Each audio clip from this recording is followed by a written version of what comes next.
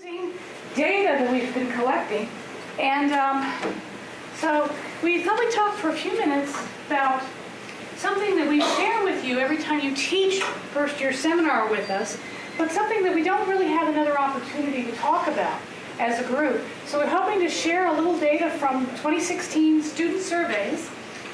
For those of you who taught, you would have already gotten this information and probably thought about it. For those of you who have not, it's something that you can anticipate seeing, so you're getting some feedback about your own students' perceptions of how things went in your class. And we try to share with you two things whenever we do this. One is your class-specific data, so you know how your own students responded, but then we share with you what information we collected from the entire cohort, so that you have a little bit of a benchmark. And so we thought we asked a fair number of questions of the students, but today I wanted to focus on 3 questions that are relevant to the question of rigor, since that seems to be something that the faculty have on their minds a lot of the time, and frankly probably something we'll be talking about at the summit next week. So let's talk about feedback from your students about some of the rigor in your own course. First of all, we asked the question of workload. Now, let's see, this is from 2016. This was spring and fall of 2016, right, B? Or just fall? Yes, it would be the aggregate year for the whole year. Yeah, the whole calendar year. So 918 students, this is what they said in terms of the workload, comparing it to other courses they took in the fall, or in their semester, okay? And as you can see, wait a minute, we have handouts here in case you guys I want was to just see. looking for them. I'll pass them. Thank you. As you can see, for the most part, our students are saying that our classes, our first year seminars, are about the same in terms of the workload we demand of our students. I guess the question is that rigorous enough? I mean, if you look at about the same as the most popular answer, but much heavier and much lighter pretty much balance each other out. Now, I don't know what your students said for your classes, and if you don't know either, because maybe you lost that email that we sent to you, let us know and we'll send it to you again. But, you know, what I'm seeing here is some people have said that they worry about first-year seminar in terms of its level of rigor. But what we're seeing here is from the students' experience, they're saying it's about the same as the other first-year classes they're taking.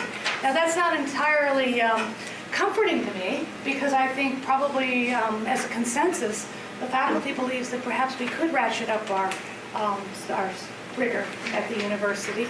But it gives us some interesting information.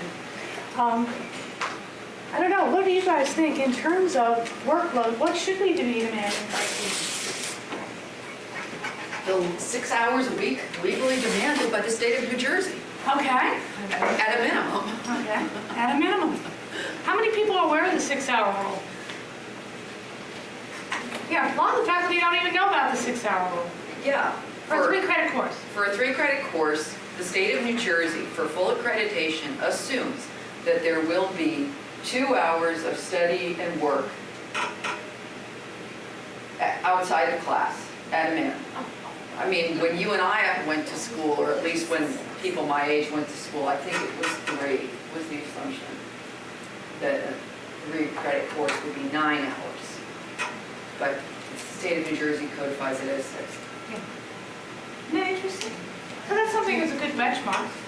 You know, one of the things I've heard people saying is that first-year seminar is rather uneven in terms of if we were to look at each individual class's answers to this question, we'd see people all over the place. There are some folks who it's cakewalk, and other people where they're killing the students.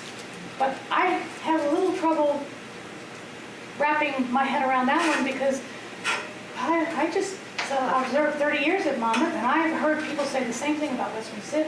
I've heard them say the same thing about English composition. I've heard them say the same thing about every first-year class, and frankly some sophomore and junior classes that's taught here. But I was hoping to help, you guys could help me unpack some of that.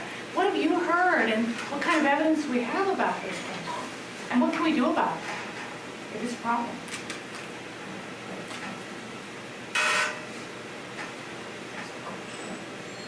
I give you food and then I expect you to think. I have a question. So our goal, as Krista was saying, our goal is to be about the same. I don't know. You know, if we are concerned that first-year classes are too easy, I would think that we would want to actually start to lean a little more to that side, at least till the other classes have caught up with us. Yeah, well, there's always students who are going to talk, whether they're talking based on anecdotal evidence or a survey or just their own feeling that freshman seminar, should be easier. And certainly there's a difference between material that is emotionally or intellectually difficult and, a huge workload. And, we certainly shouldn't strive for a huge workload for workload's sake, but having an intellectually, qualitatively difficult experience, maybe we should strive for that. Stretch them a little? Yeah. Yeah. I think, have any psychologists in the room? Better than me now. Isn't there something about, discomfort being essential to learning? Certainly the dissonance that comes with learning is beneficial to learning. Yeah. Yeah. They talk about it sometimes in terms of transformative learning. Yes. The discomfort. Yeah. It's that making sense of discomfort it motivates. Yeah. Right. Yeah. Well, the only thing I can think of in terms of the unevenness question is, we do share these data with you, but we also share your individual. So take a look at your charts on these questions. And if you have questions, Bea and I are both happy to sit down with you, share it with a colleague. Remember, the individual class data, we don't share with anyone but you. So it's up to you to disclose. We don't share with your chair. I mean, these are data that we hope you'll use to tweak your classes in any way you see fit. But if you ever need some help unpacking it, if you see that you're over here compared to here, and you're thinking, well, maybe my students perceive my classes workload as too demanding, well, then maybe you can think about ways, whether you're really off the charts, or whether ways to sort of, at least, find ways to present the information in a way that's a little more digestible. But if you see yourself over here, maybe that is a conversation that you need to have with colleagues who can help you to think about ways to challenge your students a little bit more. Just something to think about. Another question that's related is this one. How has this course challenged you to do your best work? And I think, frankly, that's a little bit more important to me than the workload question. And there, I'm seeing that's not so bad. We've got an average score on a 7-point scale of 5. That's not bad. Although, to be honest with you, I think in this case, we probably want most of our students to be right here. I was challenged, because challenge is a good thing. Best work. So I think in that case, our classes probably could work a little bit to challenge people. And sometimes that often is just a matter of feedback and pushing them a little bit, stretching them, and individualized attention. All those things we're supposed to be kind of famous for, I wonder how they would answer that question if we reworded it to be, and get out of your comfort zone. I've never thought about that, but it's something that... I can't remember for sure, but I think this is a question straight off of Nessie. Yeah. So, we have it. But there's got to be a comfort zone question, too. We could add it. Yeah. Yeah. So, on the previous slide, I thought a lot of the challenge, or a lot of the process we were talking about was moving from green to orange, is that there was this relative equivalency around the middle. Mm-hmm. And so, how do we actually gradually move into that? Not much heavier, but slightly heavier. Mm-hmm. And what strategies we have for that?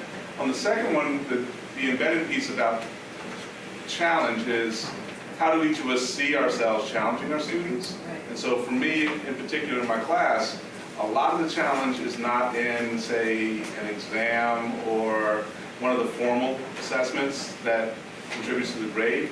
The challenge is a lot in the daily workload, that I'm actually interacting very intensely and helping them figure out which skill they don't have command of or what source they may need to go and review.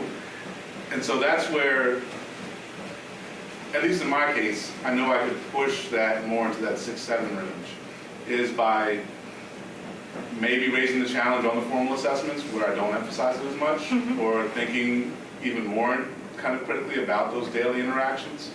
and what they get out of each interaction, but each faculty member kind of has their own design to their course and how they actually go about creating the challenge, and then how the students perceive the challenge that the faculty member has put in front of them. That's true, that's true. Sometimes it may not necessarily, the student may not necessarily make that connection. But yeah, I think you're right, it is a question we each have to ask ourselves. Any other thoughts in terms of that, in terms of challenging students to do their best work? I also think like for the student, it's like, it's subjective, like they may have been challenged or have grown through the course, but perceive the workload to be light, but Right. have grown through learning other things that we're not measuring, or, Yeah, through discussion or through pushing past, their ideas that they came into college with and things like that. I'm wondering like, how what they're thinking when they answer the question. Yes. Like homework, the 10-page paper, or like the discussions and those things. one of the things you might consider, first of all, you have your own students' data again. One of the things you may consider is have your students mini focus groups help you unpack this. Like one of the things that my class does on the very last day of classes is we sort of reflect and look forward. And on occasion, I've said, I've taken a look at some of these charts and haven't had the courage yet to share it with them. But just say, a lot of my students say that I'm not challenging them to do their best or something like that. You guys have just had a semester with me. Help me understand that. Share some of your own experiences. It might give me some insights.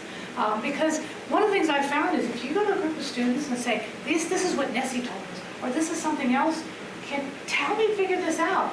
It's amazing how forthcoming they are in terms, and very good stuff. Very good stuff. So have your students, if you've changed your class drastically, maybe not. But if your class is pretty much the same next fall, at the end of the semester, ask. I bet you they'll put their fingers right on it. Yeah. So, all right, so that's good. One last thing. Wait a minute, how are we doing on time? I'm almost there. One last one. Okay, this is balance. And this is one that I think is really interesting to see. This is where we ask the students, there are transition components of the class, there's topic core components of the class. This is sort of like, what is it, Goldilocks? This one's too hot, this one's too cold, this one's jealous, right? How balanced is the class? And the average score is 4, so by God, we seem to be pretty balanced in terms of the students' perceptions of things. Maybe a little bit of topic heavy. I'm okay with that, right? But what are your own thoughts about this in terms of the balance of the two components and how much you're mindful of that and whether it's even a goal when you're teaching? Are you trying to strike the proper balance? Yeah? Could you talk a little bit about the background of how the course has evolved? Because I had heard stories that before it took its current form, it was much more a transition to college course, and then there was some process and deliberation about moving it towards more topical orientations. Well, the history of the course is for about 25 years, we had a 1-credit purely transition course. When we revised the Gen Ed, we were making the votes in 2008 for implementation in 2010, we built a course that was meant to be a hybrid course, academic components as well as transition components. So the course you see today, and we've taught for the last 7 years, is the one that is supposed to be a blend addressing those 7 learning outcomes for the course. So some people talk about the old course, but I guess conceptually, Bea and I tend to think of this as a horse of a different color, especially since the other characters of the course is very few faculty taught it, the old one. And so this one is completely owned by the faculty. Now, some people, there was another perception when we first introduced the class that you had to have 1/3 transition. That is not the case. We have always said you have 7 learning outcomes. We expect you to incorporate those into a topically based course, and it's your discretion as to how much balance. And then I think you were seeing that with the panels today, is people find ways to build into their course. And we want it to be a meaningful way of introducing these outcomes, these topics, so that we see the outcomes. Now, we don't worry too much about syllabus drift because you're regularly reporting your outcomes data. And that's what's supposed to keep us centered. That's what's supposed to be helping you to tweak. So really, this is about as close to looking for a benchmark as we ever get. Does that help your answer, your question? Okay, good. Yeah, very fine history with the one credit FY 101, LC 100. What was the course top? What was the course number? LC 100? LC 100. Yeah. It was a free elective. Yeah, after the LCAC. We did different things with it, though. We had honor sections, we had Schlafer sections, we had Right. Schlafer school, and we also Athletics. had athlete sections. And at one point, we even had laptop sections when we had the laptop initiative. Yeah. So we tried learning communities with it. So it had a lot of different iterations. Yeah, yeah. I guess what we've been most worried about, or we were, I'm not worried about it anymore, was a lot of full-time faculty it's a little outside their comfort zone to address transition topics. And I remember when we were having the conversation among the faculty, there was a rumor going around that you'd be required to show your students how to put on a condom. And it's like, okay, that's outside my comfort zone too. No, I don't think we're going to require that of anybody. And so we've been very protective of first year seminar. We leave it to the faculty and their judgment to address things as they see fit. You know, I mean, if we get reports of really outlandish stuff going on, I guess we'd have a conversation. But for the most part, I don't know. I don't think we have any problem with that. I think you have to trust faculty. We know what we're doing. We know what we're doing. I think the students really love first year because of the balance. I think they really like, I mean, there were students that have never used, a calendar or a date book to manage their assignments. They come in not knowing how to study. I mean, I found that, the feedback is that they love the content area, but they love that it's a safe place to kind of like work on those things, talk about roommate stuff and get guidance from the PLA. Like, I think they enjoy it because of the balance. Yeah. I certainly had that experience in my own class. Yeah. Any other thoughts on this? I actually have a question, semi-related. Do we know what learning outcome will be assessed in the fall as we start to put together our Yes. syllabus and Yes. that assignment that we will do? Thank you, because I should have made that more clear. The reason we had our two panels in the morning, Learning Outcome 3, Learning Outcome 5, those are the two we'll be focusing on. I haven't sat and tossed my coins yet, but you will be randomly assigned one of those two. Okay. I mean, we hope that you address all 7 in your class. Oh, of course. And that you're ready to, look at that. But in terms of sharing with the university community, 3 or 5. Yeah. And that's one of the reasons we focus on that in our workshops. And we ask people to tell us, hey, give us some ideas, because I'm kind of out of ideas right now. So, yeah, that's a very good question. I don't know, I probably won't get around to flipping the coins until about late July. But if you want something sooner, I'll flip a coin and then we'll just agree. Just last semester, I remember when I finally found out it might have been my fault by just not reading an email all the way through. I said, oh shoot, I got to change the assignment. So I wanted to make sure that it was relevant Yeah. enough to them. We try to send you an email like the first week of August. But I know you're thinking about everything else first week of August, including your other classes. So if there's ever a question, you can always just send me, pop me an email. We'll make sure you know. Okay. Yeah. Thanks. We don't want to do anything to slow you down, honestly. Yeah. And I hope that you guys, we have it posted on the portal if you don't have it. Take a look at some of the report we had from last year. Because some of the stuff that you guys shared with us when you wrote your reports was really interesting. And maybe you might find that how your colleagues have reported on some of this would be interesting. Okay? All right, so that's just a little peek at the data. And I'd like to try to do that all the time because, we don't get to talk about this kind of stuff. But if you are looking at your own data for your class and you want someone to talk about it with, look to us. We're happy to talk to a colleague. But remember that don't share with anybody. It's up to you to share with people, because that is something private between me and you, okay? But we'll always share the aggregate data. That's good to talk about. Would the aggregate data be appropriate to share if we were giving a poster about teaching and learning? As in the case of our seminar where we